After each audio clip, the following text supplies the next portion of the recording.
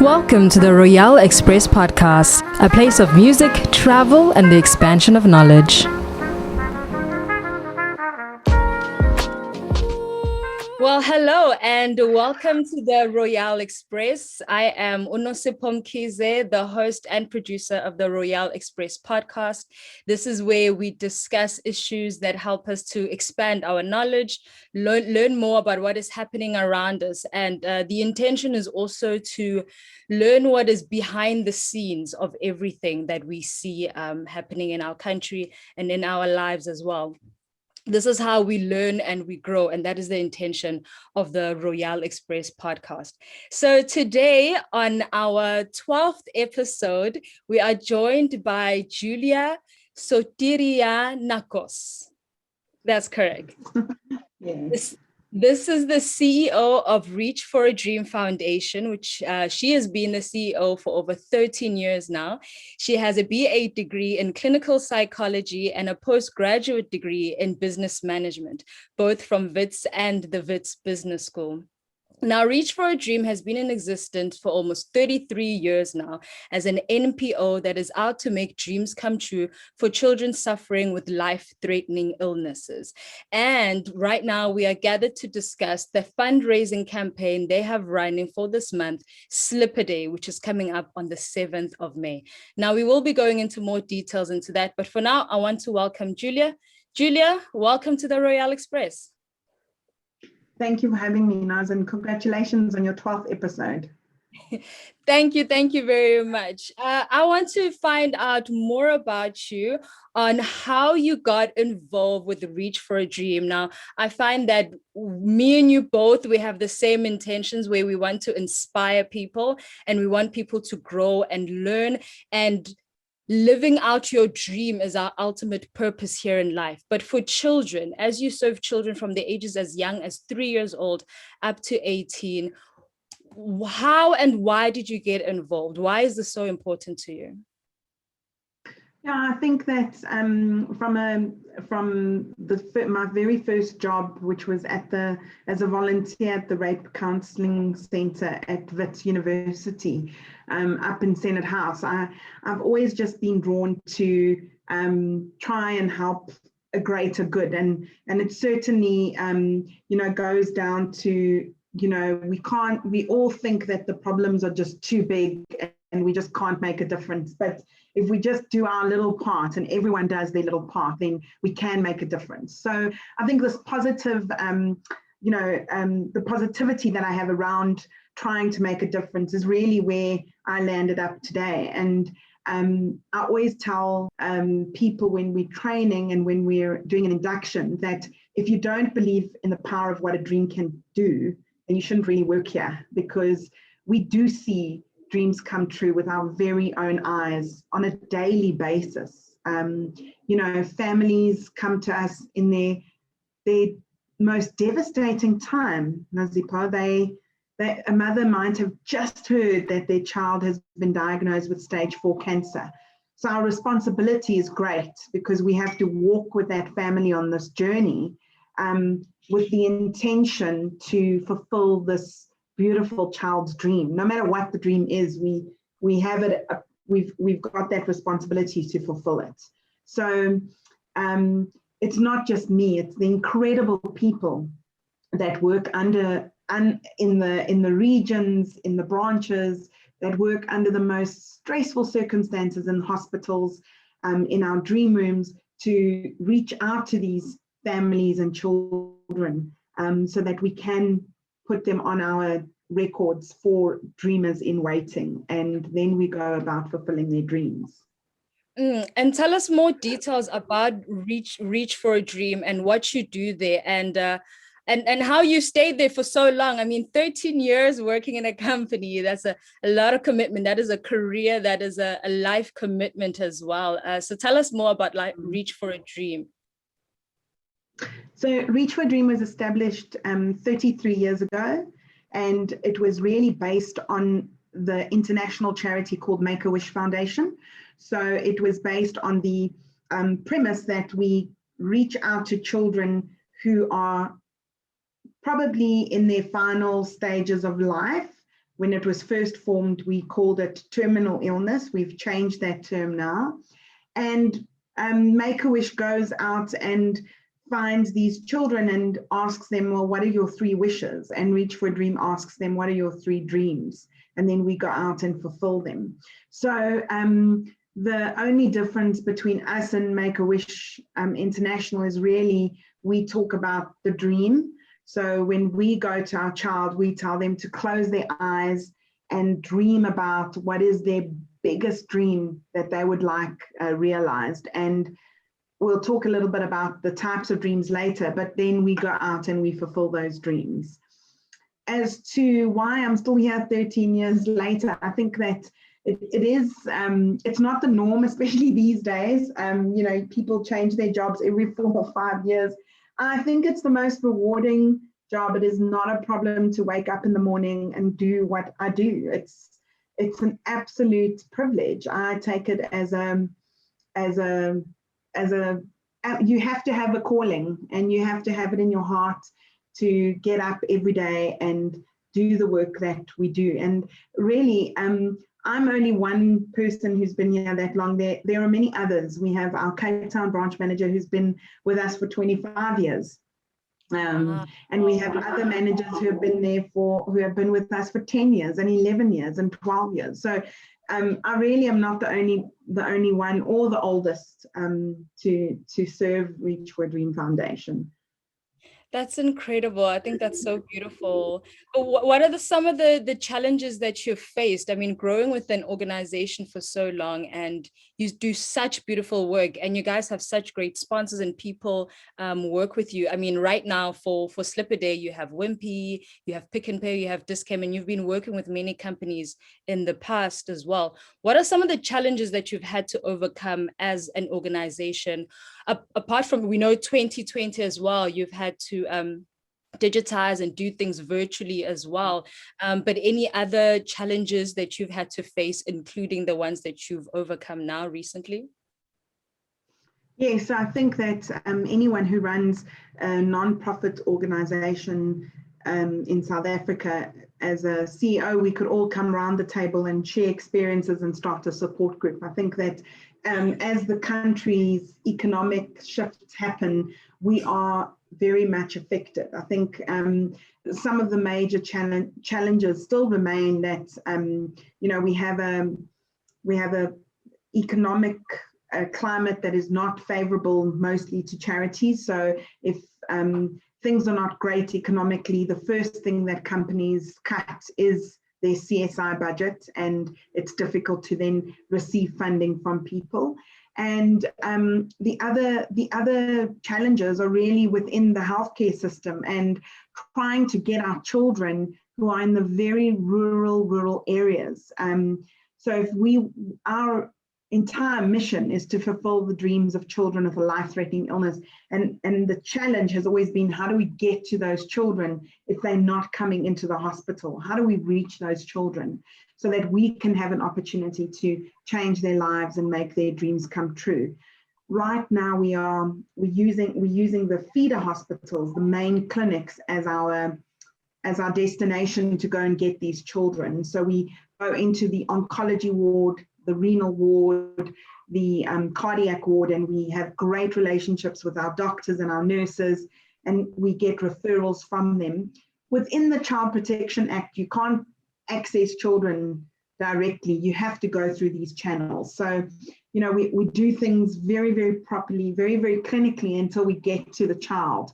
And once that happens, then we're in our very comfortable zone. It's really about getting to our children. And again, we always make the appeal that if you or a loved one knows someone who has a child with a life-threatening illness, who hasn't received a dream from Reach for a Dream, then we also ask you to contact us. That's incredible. So you have both families coming to you directly asking for help, and you also go out there to the hospitals to actually reach the children themselves.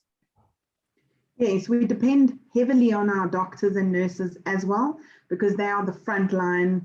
They are our frontline workers. They are the ones that see the child first. They diagnose first before some of the family members even know. Our children are their families. The mom might just drop off one of our children with their grandparent, and the grandparent doesn't understand the diagnosis. So we have to wait for the mother or the father to come and understand the diagnosis before we come in. In some instances, we reach children, and we go into the hospital and we reach children, and sometimes the mother has had to quit her job, give up her entire income just so that she can be the carer for our dream child, who's suffering dramatic and very traumatic experiences in the hospital with chemo and the treatment.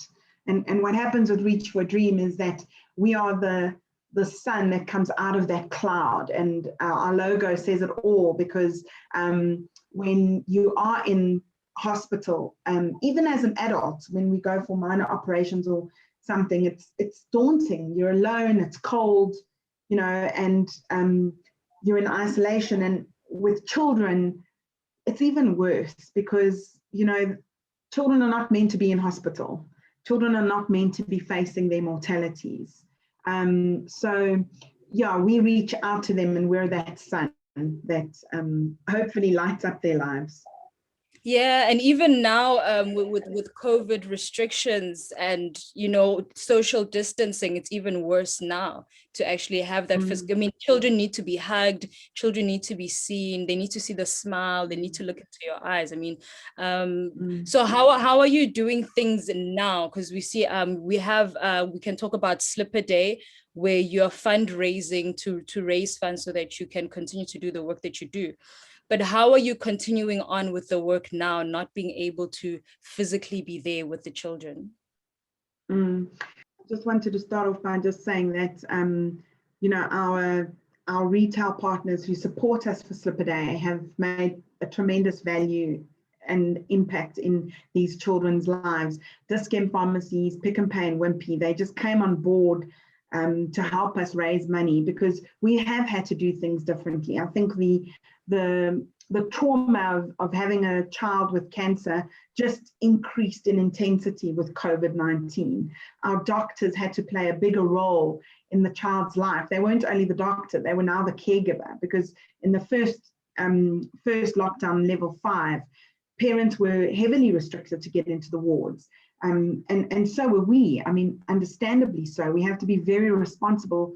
These children in hospital have got very weak immune systems, so we couldn't risk going into the hospital. So we innovated, and we started doing WhatsApp calls, we started doing Zoom calls, we started phoning the parents, and the doctors would give us their phone numbers, and we would do some FaceTime with our children in hospital, just to keep that connection. And what we were doing is we're using the lockdown period to start assembling a pending dream list of all the dreams that the children wanted.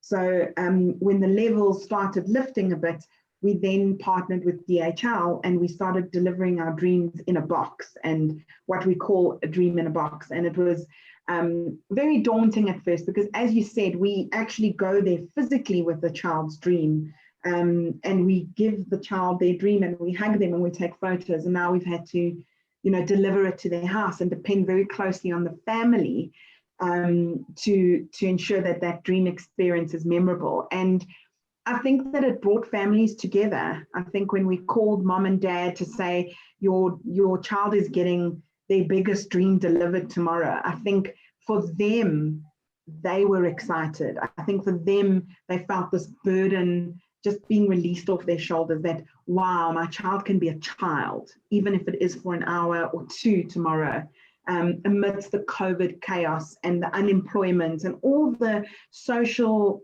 problems that we are having in our country. I think we are the hope, we are the light, we give strength and courage to our children to fight their illness, and that is very contagious. And the families feel it, our doctors feel it, our nurses feel it, and we feel it, and we're not even there, knowing that we make such a contribution in their lives. If you could go, I want to, I'm imagining someone who's listening or watching, and they don't understand the experience of what it's like to to have that dream come true. And as you say, how contagious hope is and how contagious happiness is.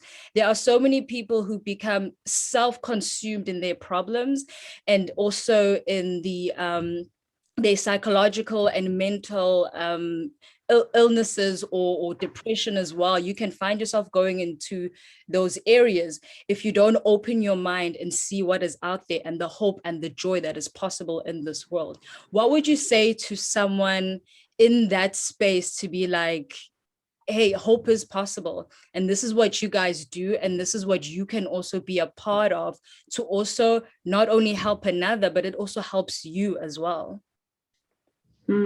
I think, I had some personal experiences with some of my friends experiencing lockdown they were having anxiety and depression. And I actually said to them, go and follow our social media, go onto Facebook and Instagram, just those two, and follow us every day.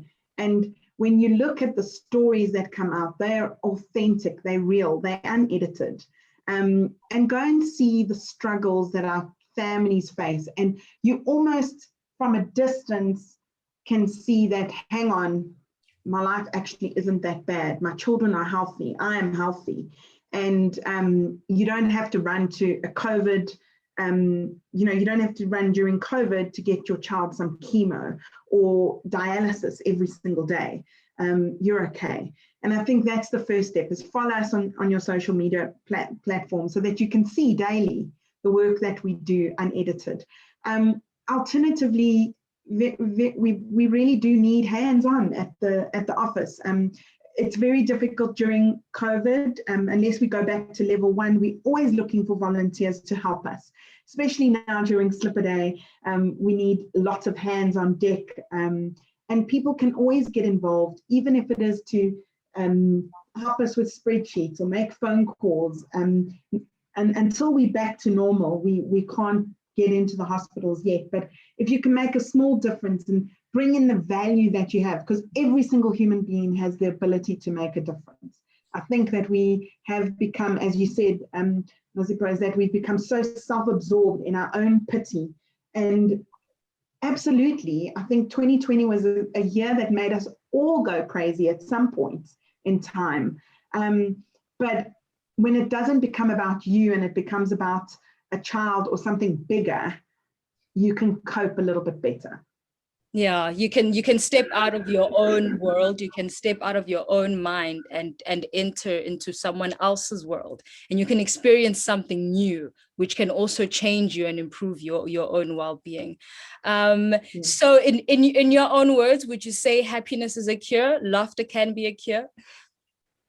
I think that we've done lots of reading and studies on the power of what hope can do. I think absolutely laughter and joy is incredible. We actually, before COVID, we had a program where we had clowns go into hospital and make nurses and children and doctors laugh. And for those 3 seconds, some serotonin hits your brain and you're happy. So absolutely, it's got a place. But the power of what hope can do to your the chemical balances in your brain, just to hang on to something, is very, very powerful. And if you tell a child who's in stage 4 to close their eyes and believe that they can get better, because they've closed their eyes and their dream has come true, then that power is just, it's incredible. It's immeasurable, and it impacts the family for a very, very Awesome. I think that is absolutely beautiful. And I think that's the message that we can take from here to ignite that hope that also can trickle into even greater, better, bigger things for us. Julia, thank you so much for your time. This has been absolutely wonderful. I wish you all the best going forward, and I wish that more people will come on board and support you and work with you and do more great things going into the future. Thank you, Nazipa. And if we could ask all your listeners to go into a Wimpy, Dis-Chem Pharmacy or Pick n Pay and buy their 20 Rand stickers and wear it on the 7th of May with their slippers. You can walk into a Wimpy and Wimpy will gift you with a free cup of coffee whilst you're doing good for Reach for a Dream and the children that we serve. Awesome. Thank you. And we're going into winter now, so a cup of coffee is needed on a daily. So I hope people will be supporting and doing that. We'll be sharing that also on our social media platforms and linking and tagging everyone involved. And so we hope that is also going to go out as well on our social media platforms. And we'll also be taking a selfie myself to be supporting and buy a sticker as well. So we'll see you on the social media platforms then from here, and we'll be in contact. I definitely will be following and seeing all the progress that you do throughout the year. Thank you, Nazipa. This was the Royale Express. Thank you for joining me.